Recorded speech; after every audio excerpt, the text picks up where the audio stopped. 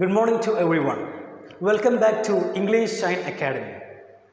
Money is uncountable. Why?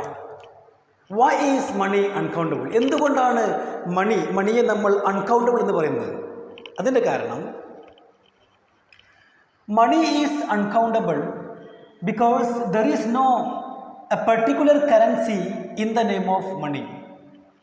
Money uncountable ആണ്. അതിന് കാരണം മണി എന്ന പേരിൽ ഒരു പർട്ടിക്കുലർ ഒരു കറൻസി ഇല്ല. അതുകൊണ്ടാണ് മണിയെ നമ്മൾ അൺകൗണ്ടബിൾ എന്ന് പറയുന്നത്.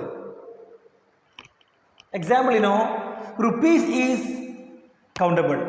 എല്ലാവർക്കും അറിയാം റുപ്പീസ് കൗണ്ടബിൾ ആണ്. കാരണം റുപ്പീസ് നമുക്ക് കൗണ്ട് ചെയ്യാൻ കഴിയും. പൈസ ഈസ് കൗണ്ടബിൾ, തീർച്ചയായിട്ടും കൗണ്ടബിൾ ആണ്. അതുപോലെ തന്നെ dollar is countable, euro is countable. ഇതെല്ലാം കൗണ്ടബിൾ ആണ്. കാരണം ഇതിനൊക്കെ നമുക്ക് എന്ത് ചെയ്യാം, കൗണ്ട് ചെയ്യാൻ കഴിയും. കാരണം ഇതെല്ലാം കറൻസിയാണ്. റുപ്പീസ്, പൈസ, ഡോളർ, യൂറോ എല്ലാം കറൻസിയാണ്. പക്ഷേ money is countable is wrong. Money countable അല്ല. മണി അൺകൗണ്ടബിൾ ആണ്. അതിൻ്റെ കാരണം മണി എന്ന് പറയുന്നത് എല്ലാ കറൻസിക്ക് വേണ്ടിയിട്ട് ഒരു കോമൺ നെയിമാണ് മണി എന്ന് പറയുന്നത്.